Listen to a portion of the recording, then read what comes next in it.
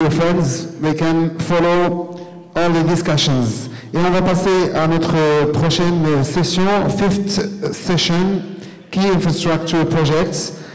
And it will be a presentation of flagships projects from regions, cities and territories.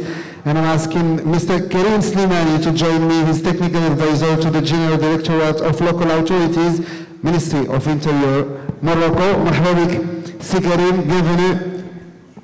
Merci d'être parmi nous. Donc je vous donne le micro et vous allez pouvoir inviter bien sûr les intervenants. Merci beaucoup. Merci beaucoup. Bonjour à tous et à toutes, chère audience. Merci de nous faire l'honneur d'assister à cette session numéro 5 qui porte sur les projets d'infrastructure que je vais avoir le plaisir de modérer. Avant tout, permettez-moi très brièvement de me présenter. Je suis Karim Slimani, je suis assistant technique climat à la Direction générale des collectivités territoriales du ministère de l'Intérieur. J'accompagne donc le ministère sur le volet climat et territoire. Je tiens à cette occasion à remercier les organisateurs du forum, la région de Tanger et Tetuan Hoceima, et leurs partenaires, dont la DGCT et l'Association des régions du Maroc notamment, pour l'organisation brillante de cette seconde édition, dont je souhaite en fait rapidement rappeler le thème, qui est la coopération multiniveau pour un développement résilient, mettre en action le Nexus WEF. À titre personnel, en tant que passionné et fidèle supporter de l'action territoriale et locale, je tiens sincèrement à féliciter les organisateurs d'avoir initié cette thématique qui est d'habitude abordée par l'échelle nationale ou supranationale, ce qui rend donc ce forum particulièrement innovant et constitue une occasion unique pour renforcer l'approche multiniveau sur ces thématiques de grande importance. En effet, l'imbrication de ces différents secteurs est devenue aujourd'hui plus que jamais cruciale à l'aune des défis environnementaux et socio-économiques urgents que la planète connaît. Le changement climatique, l'effondrement de la biodiversité, la crise de l'eau, la désertification, mais aussi la migration et les inégalités sociales, territoriales et de genre. L'implication de l'échelle infranationale est à ce titre reconnue depuis maintenant près de 10 ans par la communauté internationale, notamment par la CNUC, la Convention cadre des Nations Unies sur le changement climatique, l'accord de Paris, le Marrakech Partnership, adopté en 2016, qui vise à localiser l'action climatique. Et donc cette approche est considérée dorénavant indispensable pour atteindre les objectifs fixés pour assurer un développement durable et résilient dans le monde. Cette session visera donc à explorer les différents types de projets d'infrastructure portés par des villes ou des régions qui adoptent l'approche Nexus WEF et en comprendre les clés de réussite et les défis à relever pour le futur. Sans plus attendre, je vais présenter les éminents panélistes que nous avons l'honneur d'avoir avec nous aujourd'hui, constitués à la fois de représentants d'institutions actives dans la coordination, la recherche ou la prospective, mais également de praticiens et porteurs de projets opérationnels qui vont nous partager leurs expériences et leurs points de vue sur le sujet. Donc, dans l'optique de l'approche multiniveau, justement, nous allons débuter par des propos issus de l'international pour ensuite descendre vers le national, puis ensuite le territorial, à travers justement la région de Tanger et Tetuan Hoceima. Donc, je débute par inviter M. Robin Degron, directeur du Plan Bleu et professeur à l'Université de la Sorbonne à Paris. Sous vos applaudissements. J'invite également M. Charles Kleinerman, qui est chef d'équipe basé à Rabat au sein de ICARDA. ICARDA qui est le Centre international de recherche agricole dans les zones arides. Et M. Kleinerman est également directeur adjoint par intérim au CJR. Bienvenue. J'invite à présent M. Ahmed Yaqoubi, qui représente l'autorité palestinienne de l'eau, qui est l'institution publique responsable de la gestion des ressources en eau de la Palestine. Bienvenue, M. Yaqoubi. J'invite M. Mahmoud Badis, qui travaille à la direction de l'irrigation et du développement des terres agricoles au ministère de l'Agriculture du Maroc. Bienvenue. Enfin, notre cinquième panéliste, M. Hichem Bouzienne, directeur de la planification au Conseil régional de la région de Tanger et Tetuan Hoceima. Merci beaucoup pour votre présence. Et donc, sans plus tarder, je vais inviter M.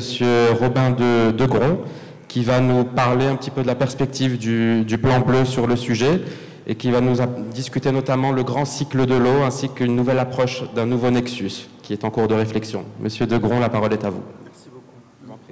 Oui, le micro fonctionne. Merci. Mais cela fonctionne ou pas? Oui. Oui, pour éviter de l'arsène. Oui. Bonjour à toutes et tous et merci de votre invitation. Merci pour les traducteurs qu'on oublie souvent et qui sont essentiels à ce type de manifestation. Très rapidement, je vais vous parler d'une approche un peu nouvelle qu'on essaye de développer au Plan Bleu en interaction avec le programme des Nations Unies pour l'environnement et le Fonds mondial pour l'environnement. On a un projet d'aborder la question de la crise climatique et d'abord de la crise de l'eau avec une nouvelle approche fondée sur une analyse du grand cycle de l'eau en restaurant un écosystème particulier qui peut avoir un rôle sur le long terme, qui est la forêt. Je vais vous parler d'une infrastructure qui s'appelle la forêt. Et donc, le PowerPoint est en anglais, mais from WEFE to WAFO, ça veut dire from WEFE to Water and Forest, approche du grand cycle de l'eau. Slide suivant, s'il vous plaît. Pour le slide suivant, s'il vous plaît, je ne sais pas, c'est moi qui le donne l'accès. Voilà, merci. Juste très vite, et je vous donnerai quelques références bibliographiques à la fin de la présentation, pour vous dire que la question climatique et le déséquilibre du cycle de l'eau sont des questions de très long terme, et qu'en Méditerranée, nous sommes embarqués dans ce que j'appelle... Merci. Nous sommes embarqués dans ce que j'appelle la crise des 5 temps de la biosphère. La Méditerranée, depuis Fernand Braudel, que certains d'entre vous connaissent, avec sa thèse d'État de 1949, il l'avait définie comme étant des gens, comme étant des sociétés, des économies, comme étant des civilisations. C'est ce qu'on appelle la théorie des 3 temps de l'histoire. Et en Méditerranée, ces civilisations, elles sont embarquées dans un cycle qui les broie. Il y a le cycle géologique. La géologie fait que, forcément, sur le temps très très long, Méditerranée va être fermée entre l'Afrique et l'Europe. C'est un temps très très long. Il y a un temps un peu moins long qui est le temps climatique. Et le temps climatique s'accélère en Méditerranée, partout dans le monde, mais spécialement en Méditerranée, avec un réchauffement plus rapide qui fait que fin de siècle, vraisemblablement, en moyenne sur le bassin, on sera entre plus 4 et plus 5 degrés par rapport aux années 1900. C'est considérable. Et dans certains pays, notamment au Maroc, dans certaines régions du Maroc, on sera sans doute plutôt à plus 6. Donc on est embarqué dans une accélération du temps climatique qui est durable. On ne pourra pas la contrer tout de suite. C'est une guerre de 100 ans. Donc il faut s'adapter rapidement par contre. Mais il faut continuer d'atténuer en stockant le carbone, en émettant moins de CO2, mais il faut s'adapter très vite. Il y a une blitzkrieg, une guerre rapide de l'adaptation. Vous y êtes, vous êtes en front de guerre. Et il y a une guerre longue, une guerre de 100 ans de l'atténuation. Le point, c'est l'eau. L'eau, c'est la vie. Sans eau, on meurt. Sans eau, pas d'agriculture. Sans eau, pas d'industrie, même si elle peut la recycler. Mais il faut de l'eau. L'eau est vitale. Slide suivante. Et là, je vais à l'essentiel de mon propos. Je vais peut-être avancer. Ça ne marche pas plus que ça. Ah, ça, c'est pour faire reculer. Voilà. Le grand cycle de l'eau. Vision globale, un peu comme dans le manuel de géographie. Qu'est-ce qui se passe? Et voilà, on a de l'eau qui s'évapore de la mer, qui vient vers les terres, qui va se refroidir et qui va redescendre par le chevelu, par les réseaux de rivières, de fleuves. Et nous, humains, on va prélever dans un petit cycle de l'eau une partie de cette eau pour la rejeter. Mais c'est essentiel, parce que ça nous permet de vivre, ça nous permet de se laver, ça nous permet d'avoir une agriculture et une industrie.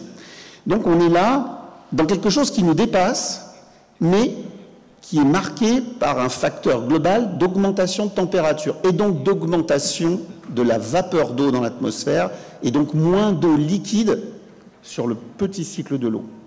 Et ça, il faut faire avec. Quand on regarde dans le manuel, on s'aperçoit que souvent, il y a des arbres un petit peu en fond de paysage. Ces arbres sont fondamentaux. En réalité, dans le grand cycle de l'eau, on en parle trop peu souvent, y compris dans le WEFE, où la question agricole, mais aussi forestière, est implicite.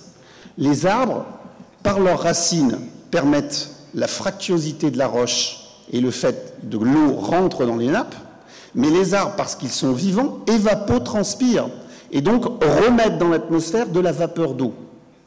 Les arbres sont une pompe à eau, d'une certaine façon. C'est une infrastructure authentiquement verte. Et finalement, pour résumer le problème qu'on a, au-delà des graphiques, il faut connaître une loi, c'est la loi de Clausius-Clapeyron. Plus on augmente en température, plus on augmente la partie vapeur de l'eau, moins on a de l'eau liquide. Ce qui implique que quand on refroidit à l'automne, on peut avoir beaucoup d'eau d'un coup. Par contre, à partir du printemps, jusqu'à l'été, jusqu'à l'automne, on a très peu d'eau. On est en stress hydrique et aujourd'hui on pénurie d'eau au Maroc depuis 7 ans de sécheresse que vous connaissez. C'est pire en Tunisie. C'est pire en Tunisie pour des raisons hydrologiques. L'idée, c'est que il faut essayer de fixer, de mieux optimiser notre cycle de l'eau en s'appuyant sur un élément du cycle qui est finalement un peu négligé aujourd'hui, qui est la forêt. From Wefe to Wafo. En substance, comme le temps nous manque, bien sûr, il faut optimiser le cycle de l'eau. Bien sûr, il faut être plus efficient dans la gestion de l'eau. J'étais il y a quelques mois en Égypte. La perte sur le réseau à Alexandrie est de l'ordre de 50%. 1 litre d'eau sur 2 est perdu sur le réseau pour des questions de mauvais entretien du réseau. Il y a évidemment un travail à faire, c'est un travail d'ingénieur de travaux publics. Évidemment, et vous en parlez beaucoup, il faut développer des nouvelles ressources, qui peuvent être la réutilisation, on le fait beaucoup au Maroc, qui peuvent être la désalinisation. On le fait de plus en plus et on le fera de plus en plus. Mais c'est une réponse dans l'urgence. C'est une réponse où on va chercher de l'eau en mer, avec beaucoup d'énergie, il faut la faire évaporer, et ensuite il faut aussi gérer les saumures. Attention aux conséquences environnementales. Et puis, il y a la question de la sobriété, et j'attire votre attention, on l'oublie trop souvent, il faut aussi être économe en eau. Du côté de l'industrie, du côté de l'agriculture. Ça veut dire réfléchir à peut-être de nouvelles cultures, et pas forcément des cultures trop consommatrices en eau, surtout qu'elles vont vers l'exportation, et le Maroc exporte son eau en réalité beaucoup.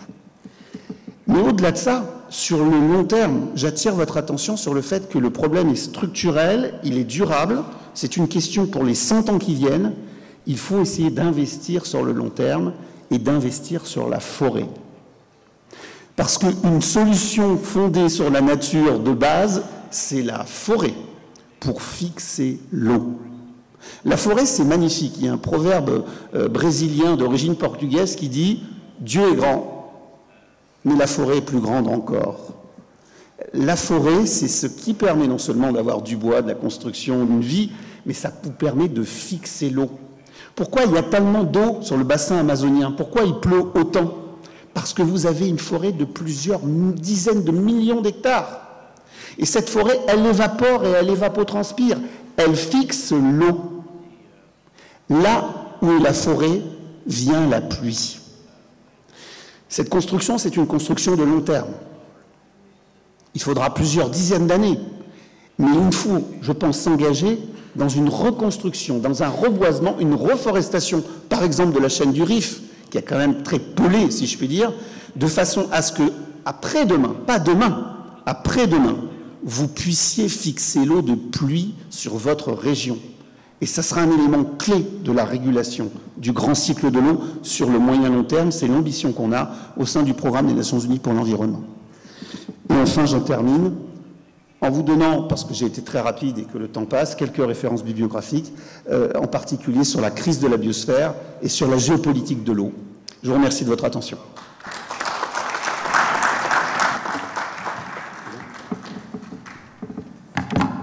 Merci beaucoup, Monsieur Degron, pour cette première intervention extrêmement éclairante et extrêmement, justement, avec de la hauteur, où vous avez bien... Effectivement, vous nous avez donné des informations sur le grand cycle de l'eau, effectivement, avoir rappelé que l'eau, c'est la vie, en comparaison, effectivement, du plus petit cycle de l'eau autour de l'utilisation de l'être humain. Et puis surtout, évidemment, le lien avec la forêt et l'intégration de la forêt comme ressource, effectivement, pour fixer l'eau, qui peut être, effectivement, un véritable levier pour affronter ces défis qui sont cruciaux. Avec les chiffres que vous avez rappelés de l'augmentation particulièrement élevée de la température attendue dans le bassin méditerranéen, avec des perspectives de 4, 5 à 6 degrés d'ici la fin du siècle par rapport à 1900, et donc des grands enjeux que nous avons à traiter sur le sujet. Merci beaucoup.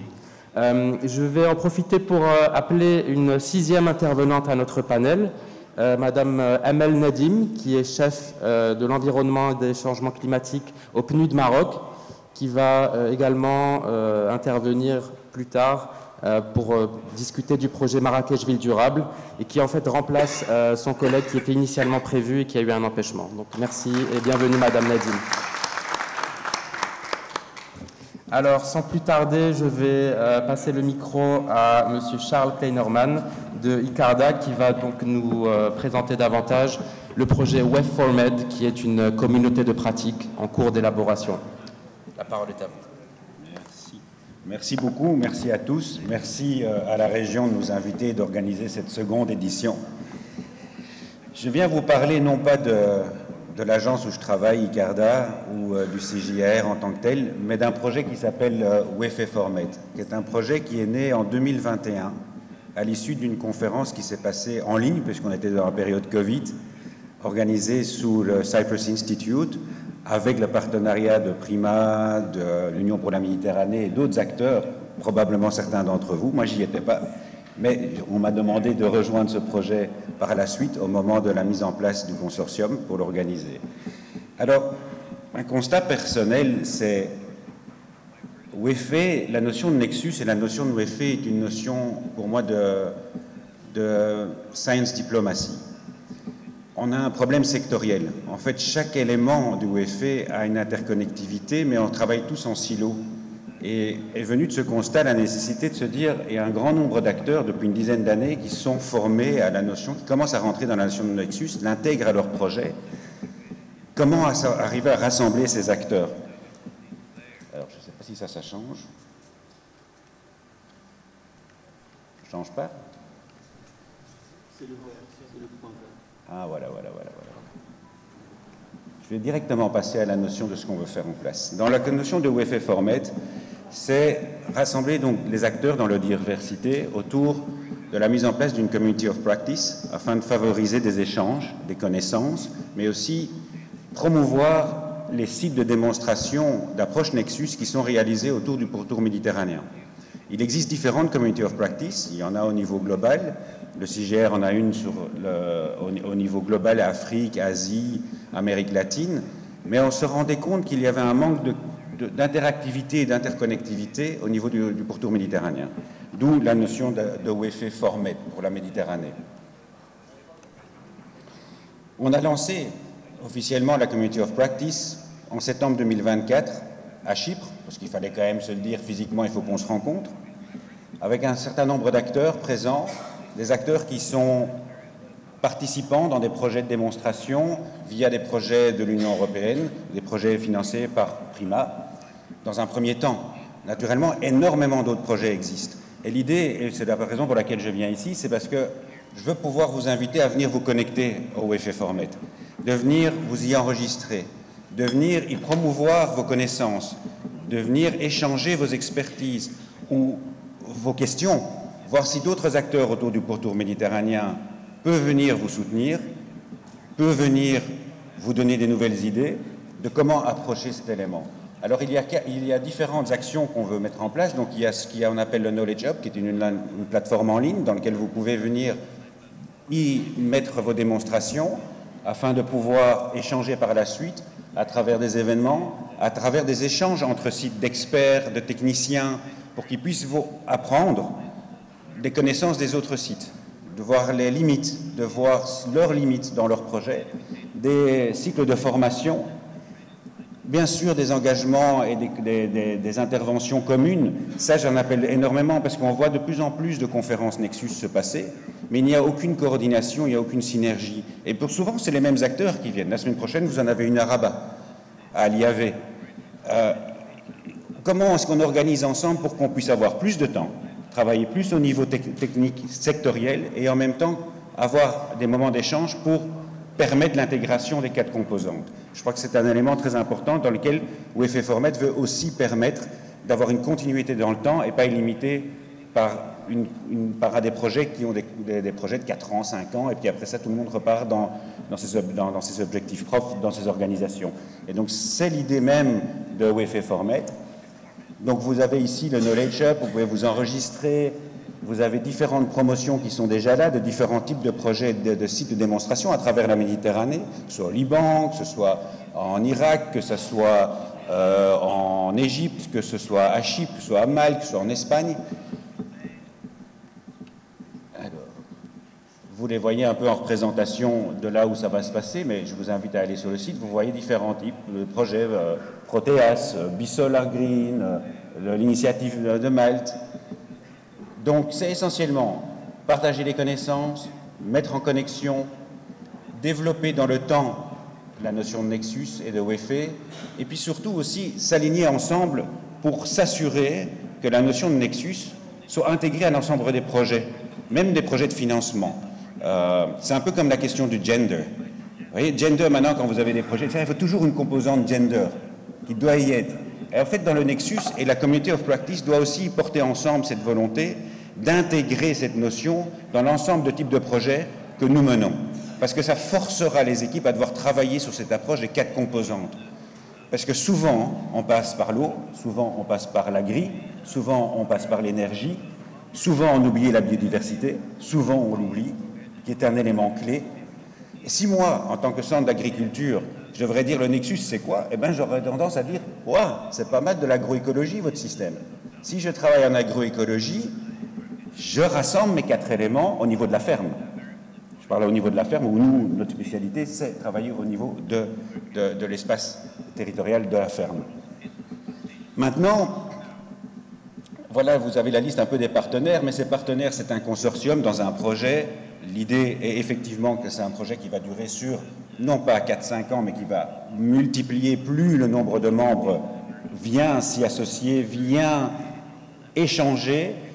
Les bailleurs de fonds sont derrière, sont prêts à soutenir cet échange-là afin de coordonner au mieux nos efforts, chacun avec nos spécialités, mais en permettant cet échange dans la technicité des différents 4 volets du Nexus. Le site internet wefeformet.eu. Et puis je voudrais vous dire encore une seule chose, c'est que travaillant dans multiples de projets à travers différents continents, il y a énormément d'échanges et de techniques à mettre en place. Juste quelques exemples.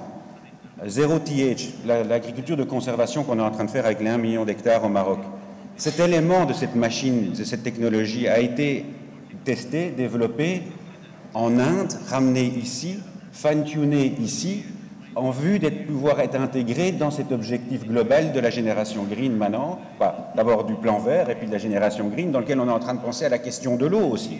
On commence à se dire qu'est-ce qu'on doit faire avec drip irrigation, comment est-ce qu'on va au mieux gérer cette scarcity, the water scarcity, qui est terrible quand on regarde 5 ans de sécheresse continue au niveau du Maroc. Il y a une vraie question de comment s'adapter, adapter nos capacités de production et s'assurer une sécurité alimentaire. C'est essentiel, mais avec les ressources que l'on a. Et comment intégrer ces 4 composantes sera le challenge et l'objectif qu'on doit tous se fixer. Et c'est pour ça qu'on est ici, ensemble. Mais voilà, je vous invite à venir vous lier au WEFE Formet afin qu'on puisse s'organiser ensemble, quand vous organisez des événements, les promouvoir, afin qu'on puisse essayer de voir les interconnectivités et puis qu'on mette nos capacités financières ensemble pour ne pas avoir 2 jours de conférence quand on l'a fait, peut-être plus, mais moins nombreuses, mais où on peut aller vraiment plus dans les sujets et les interactivités et amener les politiques avec nous, c'est très important. Et ici, de la région de Tanger, je voyais des maires hier, etc., qui étaient présents. Ça montre l'importance qu'ils ont parce que sur la réalité de terrain, au niveau local, c'est terrible. La situation est difficile et il faut absolument les aider à porter par rapport à leur population des solutions techniques qui soient adaptables. Je vous remercie.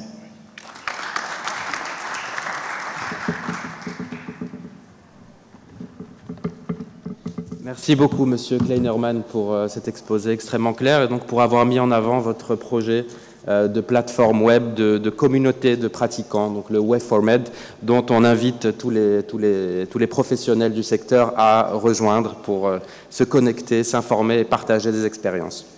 Je passe maintenant la parole à Monsieur Ahmed Yarkoubi, représentant de l'autorité palestinienne de l'eau, qui va nous exposer un petit peu la situation du secteur de l'eau à Gaza et les enjeux autour de la reconstruction de ce secteur en Palestine. La parole est à vous, monsieur. Shukran.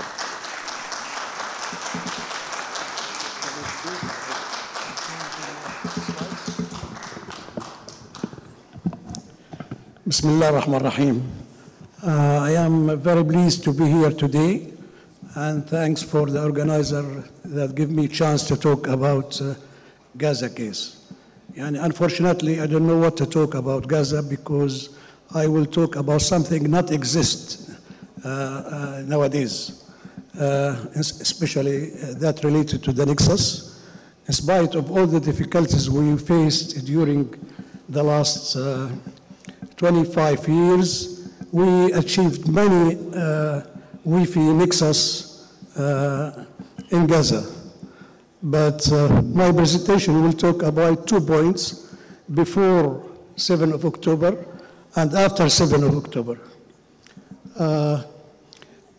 As you see, Gaza people depends on the groundwater as essential resources, and we construct 3 desalination plants with capacity of about 13 million cubic meter. The per consumption per person is very little compared to the WHO limit, which is not exceeding 85 milliliter per capita per day. We construct also 3 sophisticated wastewater treatment plants, and that was the base for our Wi-Fi Nexus. These plants is with the capacity of about 30 million cubic meter per day.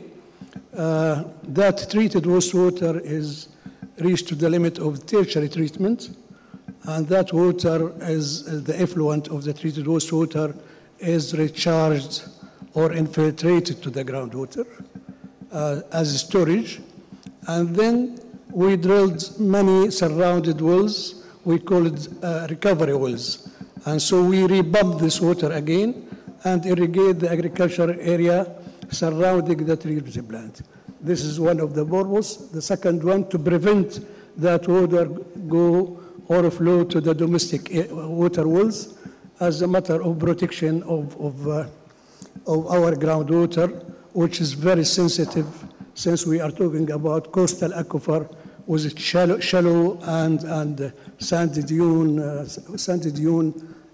aquifer, under sandy dune aquifer, so it is very sensitive for any pollution. So we achieved these 3 projects, but unfortunately not exist these days. Everything has been destroyed, and this is the case of before 7 October. I was there during 7 of October. I spent 6 months, unfortunately. So then I left. So I am familiar with what's happened during that. Since I am water engineer, so I know how much the damage has been occurred during this period. I was surprised why that's happened.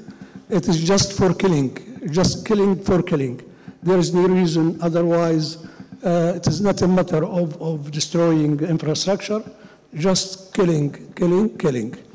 The next slide, this is the case of before 17 of October.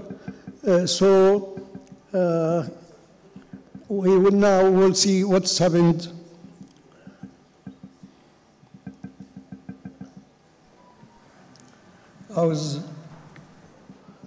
Okay.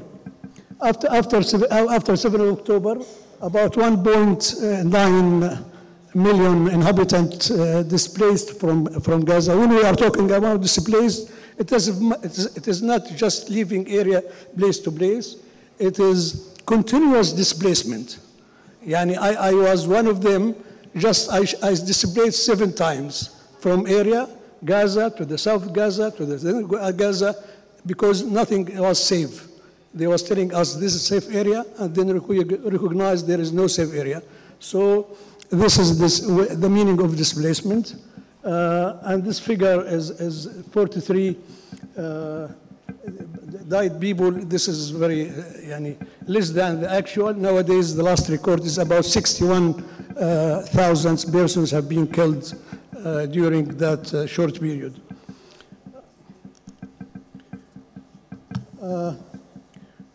Here is how many people were injured. About more than 110 people.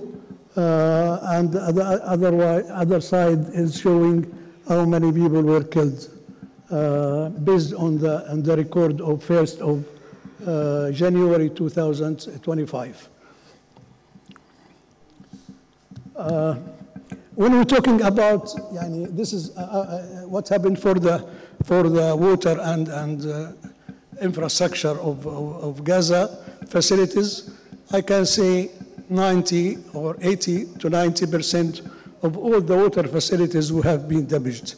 Wells, more than 250 water wells that supplying people, and more than 75% of the infrastructure of the network of water distribution system, as well as wastewater distribution system, pump station, booster pumps, so nothing exists. So I feel sorry for that, and we were proud about what we achieved before 7 October, but nowadays I feel sad that what happened during after 7 of October. Here the reported damage, which is 75 of structures destroyed, of all structures destroyed. All the commercial facilities have been destroyed. There is no any chance for recover our economy. More than 75% of the total network were destroyed. I know that nothing to add I can add in this conference, but my message is just to reflect, and I know that you know even better, more than me, what about happens but this message to be considered in this conference. Gaza people need your support.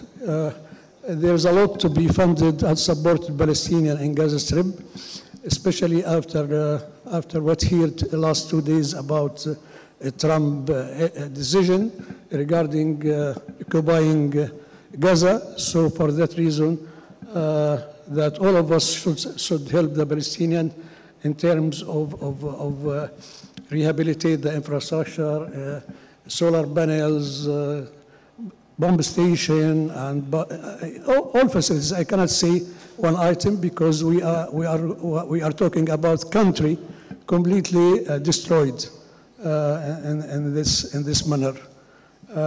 This is my message, and thank you very much, and looking for your support. Thank you.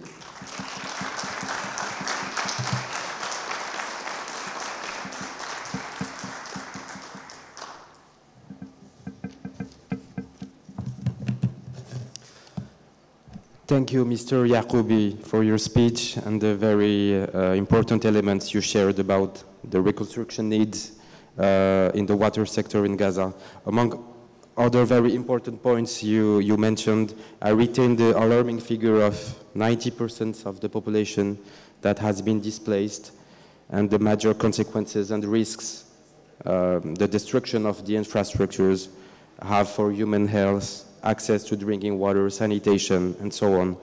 So I recall your call for the needs of to support you, and I really hope that Gaza and Palestine will be able to meet these challenges urgently and successfully. Wish you the best.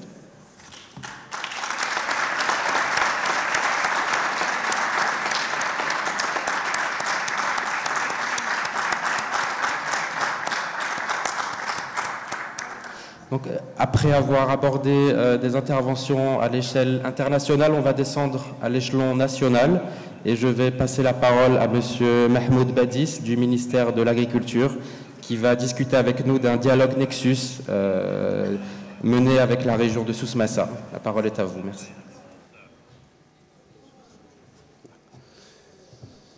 Merci. La transition est un peu difficile après un exposé aussi chargé d'émotions. Mais ironiquement, ma première slide va justement parler de la fragilité et de la vulnérabilité au contexte et aux crises géopolitiques en général. Donc nous avons effectivement, nos pays vivent tous cette vulnérabilité directement ou indirectement à des degrés différents. Je vais parler du contexte géopolitique, donc les crises, le Liban, la Palestine, la Libye, l'Ukraine. Tout cela nous impacte soit directement quand on est tout près, soit indirectement. Il y a aussi les récessions économiques qui nous ont beaucoup impactés. 2008, dans les années 90 en Asie, tout cela a eu des effets. Et donc, plus la fragilité par rapport au changement climatique, qui est aussi un enjeu majeur. Donc, face à tout cela, nous avons des impératifs de résilience, de durabilité, de développement durable et de bien-être des populations. Donc, c'est comme ça que sont façonnées un petit peu nos politiques publiques et nos stratégies sectorielles. Et la difficulté s'annonce quand on parle des secteurs qui sont transverses. Et le Nexus les rassemble. Donc, c'est l'eau, l'énergie, l'alimentation. Donc, ce sont des secteurs transverses qui sont qui compliquent encore plus la donne et qui rendent les stratégies un peu compliquées à mettre en œuvre. J'ai donné ici un exemple très simple pour illustrer un petit peu la complexité de la chose en prenant une mesure de la stratégie génération verte qui est la promotion du pompage solaire. Pour voir un petit peu, expliquer un petit peu tous les enjeux qu'une action, qu'une mesure d'un secteur peut avoir sur les autres. Donc, comme cela a été dit tout à l'heure, la question a été posée, le risque par rapport aux ressources en eau de la nappe phréatique, qui est une réserve stratégique pour le Maroc. Donc il y a un risque par rapport à cela, bien évidemment. Il y a des avantages clairs et nets par rapport à l'agriculture. Donc on a une amélioration des revenus des agriculteurs, on a des coûts de fonctionnement qui sont réduits, on a beaucoup d'avantages, mais il y a aussi quelques inconvénients dont il faut tenir compte. Pour le secteur de l'énergie, on peut aussi parler des avantages, des synergies comme la réduction des gaz à effet de serre. On va contribuer dans la stratégie énergétique à réduire les gaz à effet de serre et à augmenter le taux d'énergie renouvelable et assurer, garantir bien sûr la souveraineté et la sécurité énergétique. Et il y a des effets sur l'environnement. Là, peut-être que certaines personnes en tout cas ne seront pas d'accord avec moi, mais quand je parle environnement ou écosystème, j'ai ajouté une couche, c'est la couche socio-économique. Pour moi, c'est aussi un environnement. L'environnement socio-économique peut être favorable ou défavorable à des actions ou à des mesures qui vont être prises. Donc, dans le cas présent, on peut parler de la présence du tissu industriel qui va favoriser, qui va aider, qui va accompagner cette mesure. On peut parler aussi de la réglementation. Les lois sont très importantes. On y attache peu d'importance, mais parfois c'est vraiment ce qui bloque et ce qui retarde les mesures. Côté financier, bien sûr, il y a des effets. Et donc, c'est un petit peu pourquoi il faut un dialogue Nexus. Et nous avons eu l'occasion, dans le cadre d'un projet avec la FAO, un projet régional de grande envergure, qui est issu de l'initiative sur la pénurie d'eau, Water Scarcity Initiative. Le projet s'appelle Efficience, productivité et durabilité de l'eau, WEPS NENA Project. Donc c'est un gros projet où 8 pays dont 8 pays ont bénéficié. Et le Maroc avec la Jordanie sont les deux seuls pays qui ont travaillé sur une composante Nexus. Et contrairement aux Jordaniens qui ont travaillé à l'échelle nationale, le Maroc a pris la décision de travailler sur une région. Un choix qui s'est avéré judicieux. Je ne le dis pas parce que je suis marocain et fier de cette décision, mais c'est c'est le constat et le témoignage des Jordaniens eux-mêmes qui ont dit, après avoir vu les résultats que je vais vous présenter, qui ont dit que c'était effectivement un choix judicieux pour une bonne maîtrise de l'approche. Donc je vais passer les détails pour le choix de la région, qui est lui aussi très pertinent. Je vais aussi passer rapidement sur comment le dialogue a été instauré, comment les équipes ont été regroupées, comment ils ont travaillé ensemble pour sortir avec les défis majeurs qui sont la pénurie d'eau, la dépendance à l'énergie, la productivité agricole et puis les problèmes de qualité de l'eau et d'amélioration de l'offre de l'eau. Donc, je m'arrête sur ce slide-là pour expliquer un petit peu peut-être à l'audience parce que je pense que certains ne savent pas, mais c'est un excellent exemple de ce que personnellement j'appelle une mauvaise bonne décision, une mauvaise bonne approche. L'agriculteur, c'est une personne qui s'adapte à son contexte, comme tout le monde. Il prend des choix, il prend des décisions. Et là, il s'est adapté en optant pour le butane pour produire son énergie de pompage. Pourquoi ? D'une part, parce que peut-être le réseau national est trop loin, parce que le coût d'investissement pour se connecter à ce réseau est trop élevé pour lui. Le gasoil coûte très cher. Le stockage de ce gasoil dans l'exploitation aussi est une contrainte. Donc il est passé à quelque chose moyennant une petite modification d'un moteur essence d'occasion d'ailleurs, à l'utiliser pour le faire fonctionner avec du butane. Donc c'est du génie, mais quand c'est contrôlé. Quand c'est hors de contrôle, évidemment, on se retrouve avec une situation, comme c'est le cas du Maroc, avec plus du tiers de la consommation d'énergie, de butane qui va à l'agriculture. Sachant qu'au Maroc, le butane est subventionné. Donc ça a un impact sur la caisse de compensation, etc. Et donc c'est pour ça que j'ai voulu un petit peu insister sur cette diapositive, et pour dire aussi que quand on réfléchissait Nexus, quand on réfléchissait problème, c'était beaucoup plus un problème de pénurie d'eau. Ça a été dit dans les sessions précédentes, on se focalise beaucoup sur le problème de l'eau, mais on oublie l'aspect énergie, parce qu'on pense que bon, l'énergie est disponible, il suffit juste de payer les factures. Ce n'est pas un vrai problème, alors qu'en fait, non. Et il y a une question de souveraineté, il y a une question de sécurité d'approvisionnement en énergie, et l'introduction l'a démontré d'ailleurs.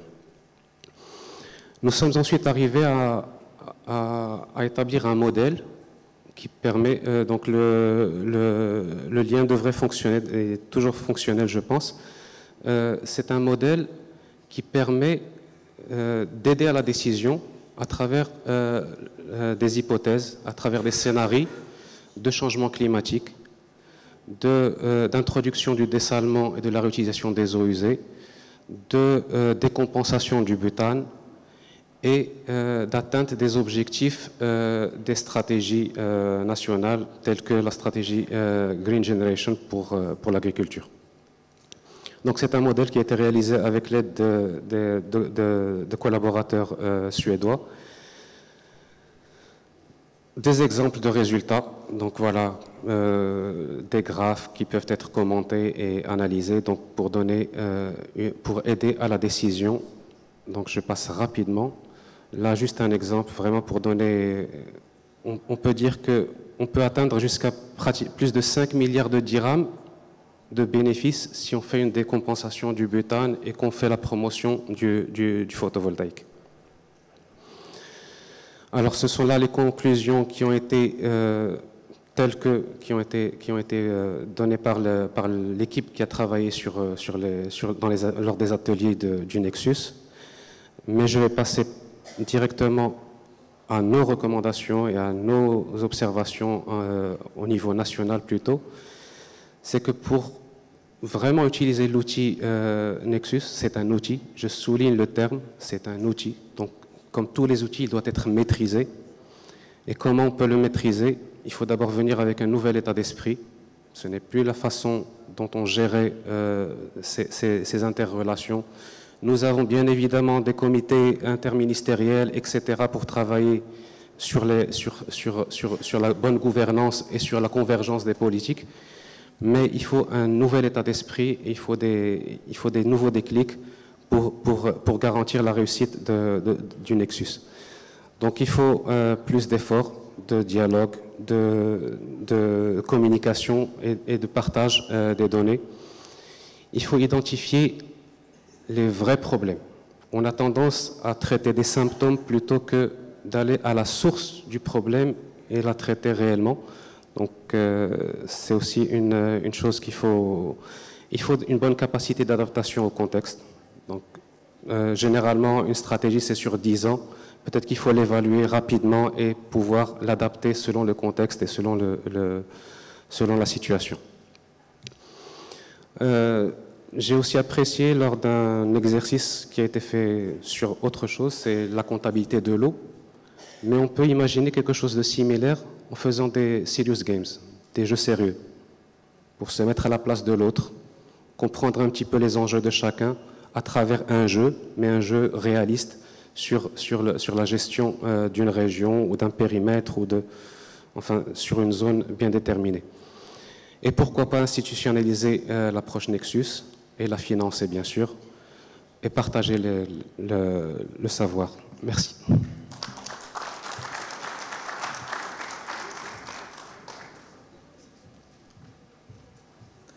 Merci beaucoup, Monsieur Badis, pour le partage de cette expérience, de ce projet de dialogue Nexus avec la région Souss-Massa. Et ces discussions, effectivement, autour du pompage, du gaz, de l'énergie, etc., de l'importance d'imbriquer ces différents secteurs pour avoir une approche globale et cohérente. Donc, les organisateurs me disent qu'on est pressé par le temps. Je vais rapidement et sans tarder donner la parole à Monsieur Hicham Bouziane, directeur de la planification de la région de Tanger-Tétouan Hoceima, pour nous partager justement un projet Nexus en cours d'élaboration. À vous. Merci beaucoup. Je suis très honoré d'être parmi vous et je tiens à remercier le conseil de la région de m'avoir confié cette mission, de présenter les premiers résultats d'une étude. Et je vais essayer de suivre la même démarche de M. Slimani, notre cher modérateur. Cette étude a pris sa naissance juste après la première édition du premier forum Nexus au niveau de la région en 2022. Et par la suite, s'est développé en réflexion et financé dans le cadre de la coopération espagnole, l'agence Andalus, assisté techniquement par nos chers experts de JWP Med, que je salue leur présence. Et c'est grâce au ministère de Transition énergétique et du développement durable, à travers les départements, soit Mazel au niveau central ou la direction régionale de l'environnement ou de la transition énergétique. Et on a exploité activement et positivement les données, la data du ministère de l'équipement, l'agence du bassin hydraulique, et vraiment et de l'ONE, et sans l'intervention de l'ingénierie agricole du ministère de l'Agriculture à travers via la direction régionale de l'agriculture ou l'ORMVAL, l'OLFIS, je pense, j'avoue que l'idée d'un projet, c'est grâce à cette synergie et c'est l'exercice de la coopération multiniveau. Donc on trouve la coopération internationale, le national et le local, le régional. Sans tarder, l'étude de faisabilité ou d'opportunité pour l'utilisation de l'énergie propre pour le pompage et pour le transfert de l'eau d'un bassin à un autre. On va voir, elle est bien défendée cette étude à travers un contexte bien solide.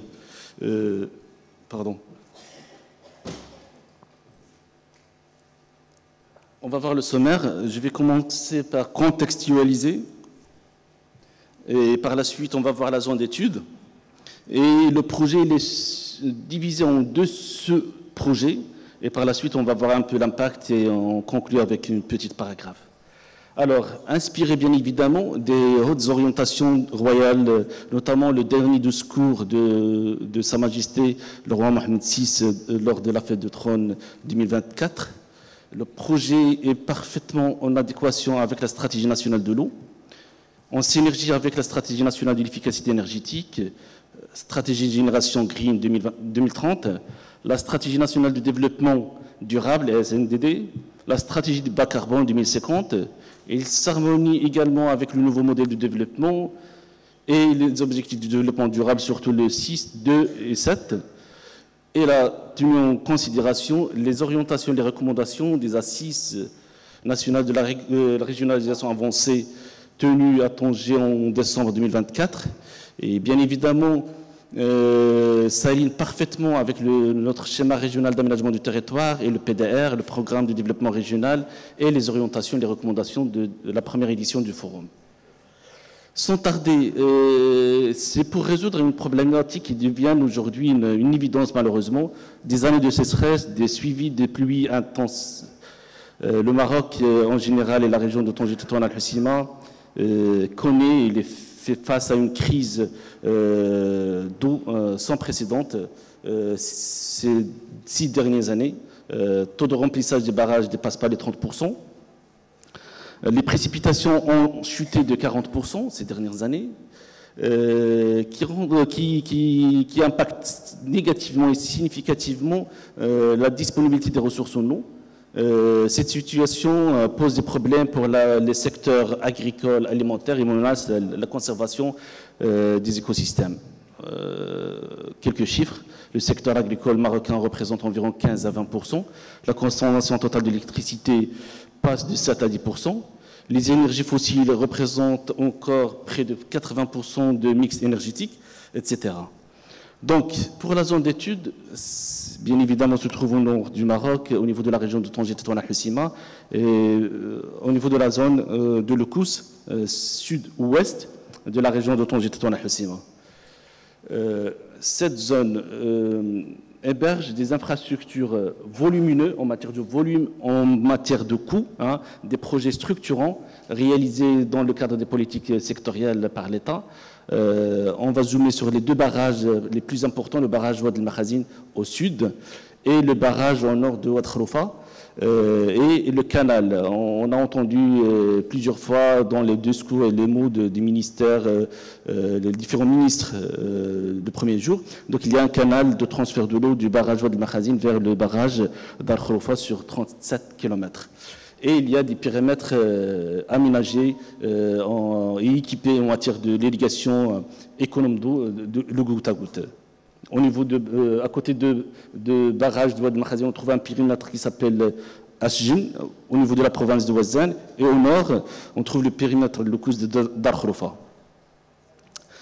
Rapidement, les résultats. Donc, il y a l'équipement, ils sont aménagés les périmètres en système d'irrigation. Il y a de l'eau, on peut dire, il y a des barrages. Au cas où il y a des pénuries, l'État pensait au transfert, l'autoroute entre les deux bassins, même des constructions des nouveaux barrages, construction. Et il manquait un élément très important pour répondre à la question Wi-Fi Nexus, c'est la partie énergie qui fait défaut. Et on pensait tous ensemble de faire une étude, lancer une étude de préfaisabilité, comme quoi, pourquoi pas, on pense à alimenter les stations de pompage au niveau de barrage Ouad el-Makhazine par l'énergie propre, tout simplement. Le graphe au-dessus, le premier graphe montre un peu la capacité ou de l'énergie installée au niveau des stations de pompage, ainsi le nombre de watts par station pour le pompage de l'eau, soit pour l'irrigation des périmètres, soit pour le transfert.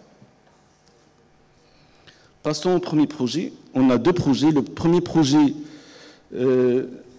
a donné un scénario d'installation des panneaux solaires flottants au niveau du barrage Ouad el-Makhazine, avec une production d'énergie de 13,6 MW crête, pour produire une énergie de 23,8 gigawattheures pour couvrir la totalité de l'énergie de stations de pompage. On peut résumer ça clairement que pour irriguer 4000 hectares au niveau de périmètre d'Assezon, qui bénéficie d'un financement de l'ONVAL, du ministère de l'Agriculture, avec un nombre de bénéficiaires de 5000 agriculteurs. Il faut investir dans cette installation photovoltaïque flottant autour de 140 millions de dirhams, c'est à peu près 14 millions d'euros. On va voir le taux de rentabilité, c'est très faible, 9%. Le délai de récupération, ça dépasse 10 ans. Donc pour remédier ou solutionner, j'invite, c'est-à-dire qu'il faut intervenir beaucoup de partenaires dans le financement si on a intérêt d'alimenter cette station par l'énergie propre. Pour couvrir une facture énergétique autour de 16 millions de dirhams annuels. Quelques chiffres, une estimation de 22 000 plaques solaires sur une superficie de 6 hectares. Le deuxième projet concerne celui au nord, concernant le transfert de l'eau du barrage Wad Makhazin vers Dar Khroufa. On a étudié la faisabilité de recourir à l'énergie propre. Le scénario le plus optimal, c'est d'utiliser l'énergie éolienne, c'est-à-dire que la solution retenue repose sur un projet d'énergie renouvelable alimenté à 100% par l'énergie éolienne produite dans la région de TTA via le réseau national. Pour irriguer aussi, c'est le transfert de l'eau pour alimenter la capitale de la région de Tanger en eau potable, d'une part, et aussi permettra par la suite d'augmenter la superficie agricole jusqu'aux 21 000 hectares en irrigation goutte à goutte. Aussi, pour avoir un nombre très important de bénéficiaires, autour de 10 000 agriculteurs, le chiffre d'investissement dépasse les 250 millions de dirhams. Là, on trouve que le taux de rentabilité, c'est important, 20%, et le délai de récupération, c'est 5 ans, sur 5 ans. La facture énergétique, c'est autour de 55 millions de dirhams. Ça concerne l'installation, la mise en place de 3 turbines de 5 MW pour chacune.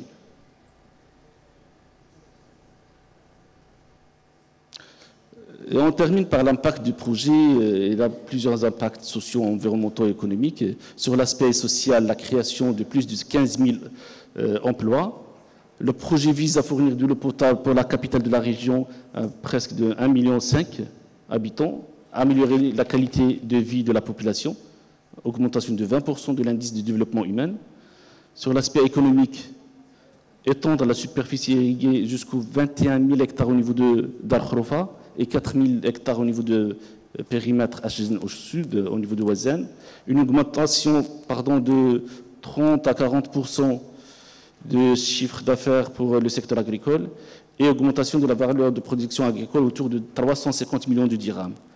Sur l'aspect environnemental, on va économiser de l'eau de 20%, c'est-à-dire au niveau du barrage Wad Makhazin au sud. Lorsqu'il y a une forte pluviométrie, il y a de l'eau qui disperse vers l'océan. Donc avec les infrastructures de transfert de l'eau, on peut économiser jusqu'aux 20%. Le projet contribuera à sécuriser 70% des besoins en eau de la région, une réduction de 30% de la surexploitation des nappes. Et on termine par, grâce à l'utilisation de l'énergie renouvelable, une réduction de 50 000 tonnes équivalent de CO2. Et je termine par cet paragraphe pour inciter à toutes les parties prenantes que ce projet d'étude nécessite vraiment l'appui, soit technique, parce que c'est juste une étude pré-faisabilité. On espère la développer par la suite, vraiment des études approfondies et techniques. Donc cette idée ne se limite pas à une simple intervention locale. Il a l'ambition de créer un modèle régional reproductible, capable de guider d'autres initiatives nationales ou internationales, en promouvant la coopération entre les acteurs publics et privés et la société civile aussi. Il vise à instaurer une gouvernance inclusive et participative pour relever les défis de la sécurité hydrique, énergétique et alimentaire. Merci beaucoup pour votre attention.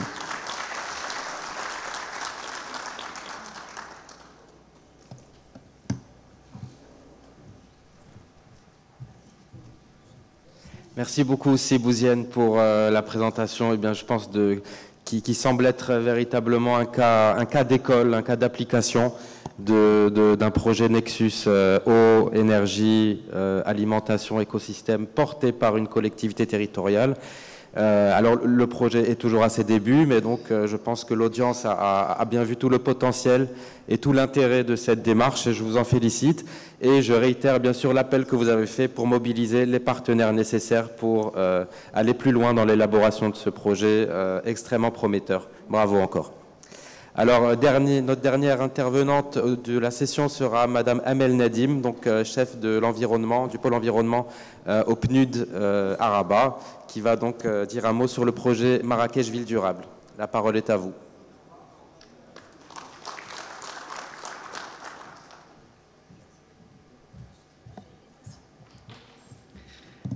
Salam alaikum.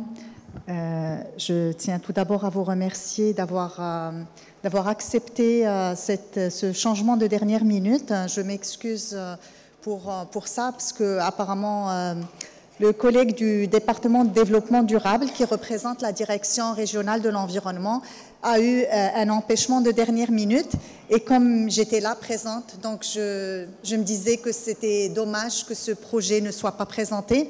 Donc je vais essayer, c'est un projet qui est PNUD, c'est un projet qui est en fait mis en œuvre par le département de développement durable avec l'appui financier du Fonds pour l'environnement mondial et avec l'appui et l'assistance technique du PNUD, du Programme des Nations Unies pour le développement que je représente. Donc bon, c'est un projet qui pour moi illustre parfaitement cette notion et cette approche de Nexus Water Energy and Food Security and Ecosystems. C'est un projet que nous menons au niveau de la ville de Marrakech. C'est un projet qui est territorial et comme on l'avait bien dit, ce nexus ne peut se mettre en place qu'au niveau des territoires et au niveau local. Donc voilà un exemple concret qui peut être, qui illustre parfaitement cette approche et que j'ai le plaisir de vous présenter brièvement. C'est un projet qui englobe quatre composantes importantes, cruciales pour pouvoir justement mettre en place le Nexus. La première composante, je ne sais pas si j'ai les moyens de passer les slides. Ouais.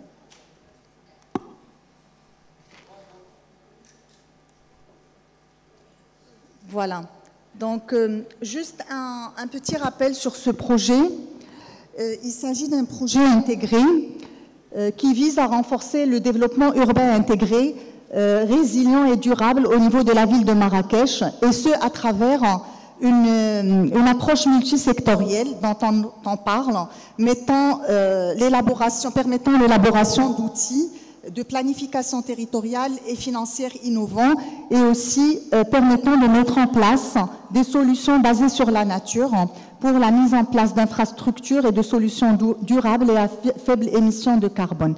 Donc c'est un projet qui est intégré puisqu'il vise à conserver la biodiversité, à réduire la pollution atmosphérique, à améliorer le cadre de vie des citoyens et atténuer les gaz à effet de serre, mais aussi permettre également l'intégration du genre, la restauration des terres, l'analyse et le renforcement des capacités en matière pour la mise en place d'une approche résiliente. Alors, le projet est composé de 4 composantes majeures. La première composante s'attaque à la question de la gouvernance, qui est une question cruciale pour mettre en place le Nexus. Aujourd'hui, je pense qu'aucun Nexus ne peut se mettre en place s'il n'y a pas vraiment une coordination et une concertation et vraiment une parfaite implication de l'ensemble des acteurs concernés, d'où l'importance de travailler sur une planification urbaine durable et intégrée et aussi tout ce qui concerne la réforme des politiques. La deuxième composante concerne les investissements intégrés, durables et résilients et sobres en carbone. La troisième composante principale, c'est la planification financière. Aujourd'hui, on sait très bien que sans financement, on ne peut pas vraiment et réellement mettre en place ces projets sur le terrain. Donc, d'où l'importance de cette question de financement et de se pencher sur la question de la finance innovante et de l'implication aussi du secteur privé. Et enfin, la question du plaidoyer d'échange des connaissances. L'objectif, c'est vraiment de tirer des enseignements de ce projet qui est considéré comme un projet pilote pour pouvoir le répliquer dans d'autres régions du Royaume et dans d'autres villes du Royaume et pourquoi pas aussi à l'échelle régionale d'une manière globale au niveau de l'Afrique dans le cadre d'une approche de coopération sud-sud. Alors en matière de planification urbaine durable, on parle plutôt de tout ce qui concerne la coordination et la bonne gouvernance. Alors pour cela, ce qui est prévu dans le cadre de ce programme, c'est de mettre en place des structures qui vont permettre, des structures qui impliquent l'ensemble des acteurs qui sont concernés par les questions de développement durable d'une manière globale et par conséquent par la question du Nexus, de mettre en place ces structures qui englobent l'ensemble des acteurs qui doivent travailler ensemble, qui doivent se concerter, qui doivent prendre des décisions d'une manière collégiale et d'une manière concertée. Donc, ces institutions sont ce qui va permettre une meilleure gouvernance et une meilleure mise en place des actions.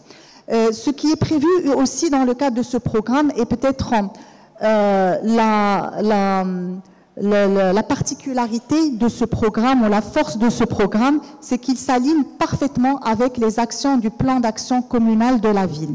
Donc toutes les actions qui sont prévues dans le cadre du programme Marrakech Ville Durable sont en parfait alignement avec le PAC de la ville de Marrakech.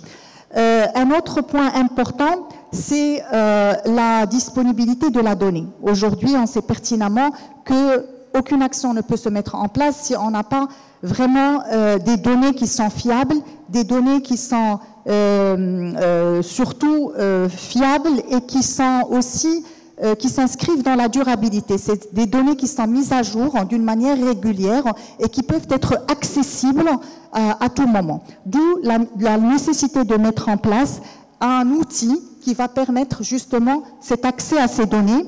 Et un troisième aspect aussi très important en matière de gouvernance, c'est de pouvoir faire un suivi et une évaluation avec un certain nombre d'indicateurs qu'on appelle SMART, donc qui sont spécifiques, mesurables, qui sont aussi des indicateurs appropriés et qui vont nous permettre de mesurer les progrès accomplis dans la mise en œuvre de nos actions. Donc voilà les jalons importants d'une bonne gouvernance pour pouvoir justement mettre en place ce nexus dont on parle. Et la deuxième composante concerne les investissements ou les projets, ou ce qu'on appelle nous les projets pilotes. Donc je ne vais pas pouvoir vous présenter par manque de temps tous les projets parce qu'ils sont quand même assez importants. Il y a des projets qui touchent à la mobilité urbaine durable, il y a des projets de gestion intégrée des ressources en eau, il y a des projets aussi qui sont liés aux zones industrielles durables, les écoparcs industriels, mais je vais peut-être mettre l'accent sur un projet qui répond parfaitement à l'approche Nexus, qui est le projet de conservation du patrimoine culturel et historique de la ville de Marrakech, qui est la Palmeraie de Marrakech. Et l'objectif, c'est vraiment, puisqu'on sait pertinemment qu'aujourd'hui, le Maroc est confronté à une crise hydrique, et tout particulièrement aussi cette région qui est dans un stress hydrique et qui dispose d'un patrimoine naturel qui est la palmeraie de Marrakech, qui doit être aussi alimentée en ressources en eau d'une manière durable et aussi d'une manière intégrée qui prend en considération l'optimisation de l'utilisation des ressources en eau.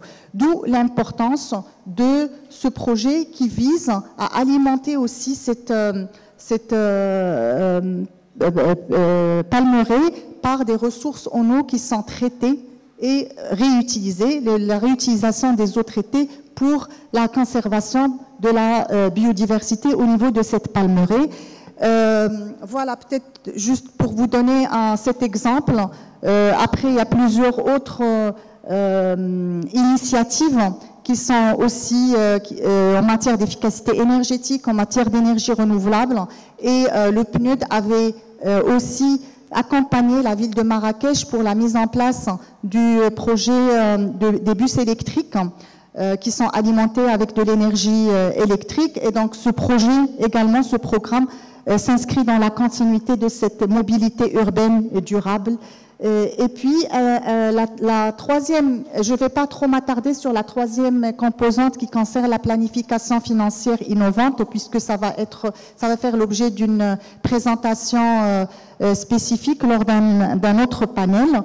Mais je parle surtout de la dernière composante qui est aussi très intéressante en termes d'enseignement, de tirer des enseignements et de pouvoir les répliquer pour, bien sûr, dans le cadre d'un programme, tout ne marche pas comme initialement prévu. Donc, il y a des réussites et il y a des échecs, mais l'essentiel, c'est vraiment de tirer des enseignements de nos réussites et de nos échecs et de voir dans quelle mesure on peut effectivement répliquer cette expérience, l'améliorer, bien entendu, et la répliquer sur d'autres régions.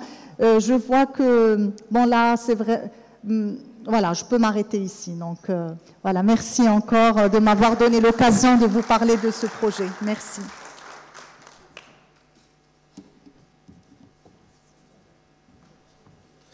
Merci beaucoup, Madame Nadim, pour ces éléments très intéressants autour du programme Marrakech Ville Durable, auquel on souhaite plein succès et qu'on espère effectivement se voir déployer dans d'autres villes. Alors, on me donne l'autorisation peut-être pour 2 questions de la salle, pas plus, et rapidement. Donc, bon, je vois les 2 premières mains levées. Donc, monsieur ici, puis le monsieur là-bas, si un micro peut être partagé. Donc, bonjour. Tout d'abord, je remercie les intervenants pour la qualité de l'œuvre. Aussi, et je me réjouis de participer à cet événement. Et aussi, je félicite le Conseil régional pour la réussite de cette seconde édition du Forum Nexus, d'après la première réussite qui s'est tenue en 2022. Juste un complément, je voulais ajouter quelque chose. Un travail qui a été déjà fait au niveau du territoire de la région, qui mérite d'être aussi présenté ou de faire partager avec l'audience. C'est grâce à le programme pour la Méditerranée financé par le Fonds de l'environnement mondial, donc, et que la région nous avons de la chance en tant qu'acteur de la région de Tanger Zitoun al-Hoceima d'avoir bénéficié de ce programme-là pour la mise en œuvre du projet Nexus au niveau du territoire de la région. Pourquoi? Parce que dans les pays bénéficiaires de la Méditerranée, c'est le même protocole de l'approche de Nexus, il est en train de se faire au niveau national et non pas au niveau territorial. Donc du coup, c'est un avantage pour la région pour faire développer ce genre des actions. Déjà, nous avons commencé avec le Conseil régional et d'autres acteurs concernés par le Nexus depuis 2022. La mise en œuvre de ces activités en relation avec ce programme-là, nous avons développé un comité régional de Nexus qui veille à faire une analyse diagnostique de tous les secteurs, eau, énergie, les écosystèmes et l'agriculture. On a récemment développé un programme Nexus que pour la région de Tanger Sidi El Hoceima qui est axé sur 4 principaux axes. Je les énumérerai ici. Le premier, c'est le renforcement de la gouvernance institutionnelle. Le deuxième, assurer la sécurité hydrique, énergétique et la durabilité des écosystèmes au niveau de la région, en tenant en considération les enjeux de changement climatique, et le renforcement de la capacité de recherche, d'innovation, de communication et de transfert. Aussi, un axe très important est celui de le financement, comment développer le financement pour la mise en œuvre de ces activités, et tout ça avec l'appui de nos partenaires de Global Water Partnership in Mediterranean. On les remercie de cette occasion. Aussi, c'est vraiment un grand intérêt de porter ce projet. Merci. Merci beaucoup pour ces éléments additionnels, effectivement très intéressants autour de l'approche Nexus au niveau de la région. Voilà, allez-y, monsieur. Merci de m'avoir donné la parole. Je tiens à remercier les intervenants pour leur magnifique approche concernant un thème très important. C'est l'énergie, l'eau, c'est la vie des hommes et des femmes. Je demande leur excuse si je vais m'exprimer en arabe, et je demande au traducteur de transmettre mon contenu via ces mots que je vais dire. السلام عليكم. أسجل في البداية بأن اللغة العربية غائبة عن هذا المحفل العلمي الجميل، والذي لا ينبغي إلا أن نسجل بأنه يهتم بموضوع حيوي وهو الطاقة والماء. ولكن أعتقد أن مثل هذه المشاريع الاستراتيجية حينما يتم تنزيلها في المغرب، والمغرب لغته العربية دستوريا، عفوا اللغة العربية هي لغة يعني نص عليها الدستور، كذلك الأمازيغية. وقد يقول قائل بأن هذا الجانب التقني يعني يقارب من خلال اللغة الإنجليزية واللغة الفرنسية، هذا وموجهة للنخب صحيح، ولكن علينا أن نسمع الصوت اللغة العربية، لأن هذه البيئة بيئتنا، والمشاريع التي تطلع بها الدولة المغربية سواء في الجنوب أو في الشمال أو في الشرق سيرعاها المواطنون المغاربة، وإلا غنقوموا بواحد ترانسبوزيسيون. Ça ne veut pas dire que je parle pas le français pour nous inviter. هذه المشاريع سيرعاها المغاربة والدولة المغربية، لذلك لا بد من التعبير عنها أيضا باللغة العربية، ليس من منطلق يعني سميته التباهي ولا شي حاجة، ولكن من منطلق استراتيجي، لأن المشاريع الكبرى ينبغي أن تحتضنها الشعوب والدول. وكنت أنتظر من الأخ الفلسطيني الأستاذ اليعقوبي أن يتدخل بعربيته ونكلته الفلسطينية الغزاوية، وهذا كان سيسعدنا كثيرا لو تدخل في مداخلته بالعربية، لأن الاستلاب الثقافي واللغوي خطير بالنسبة للشعوب التي يفترض أن تخرج من الهيمنة الاستعمارية. وهذا لا يعني أننا نحن ضد المشاريع وضد التعامل مع سميتو المنظمات والمؤسسات الجامعية الأجنبية، بالعكس، ولكن لا بد للمنظمين أن يتداركوا مثل هذه الهنات في المستقبل ويسندوا بعض المداخلات بالعربية، لأنه يمكن أن يكون هناك واحد المجموعة من التدخلات اللغوية. وشكرا. واخا سيدي، شكرا على الكلمة.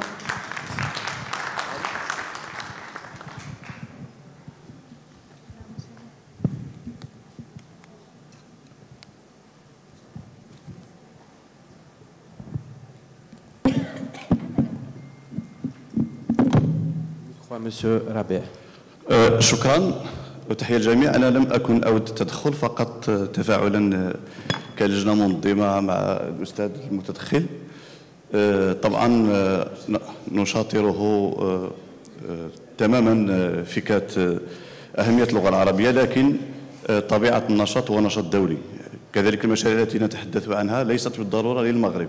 نحن في لقاء على مستوى دولي نناقش فيه القضايا التي ممكن أن نستعملها على المستوى الوطني أو على مستوى آخر، واللغة العربية حاضرة بقوة من خلال أنها وفرنا الترجمة بالعربية من الألف إلى الياء.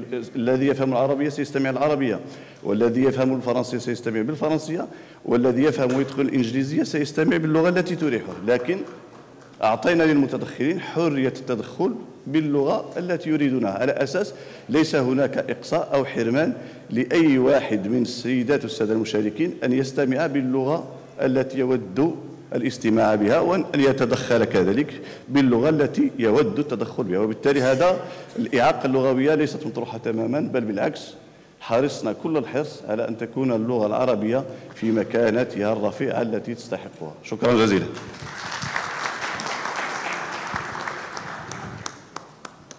Shukran jazilan. Voilà, donc on prend une photo de famille et on déclarera le panel terminé. Merci beaucoup.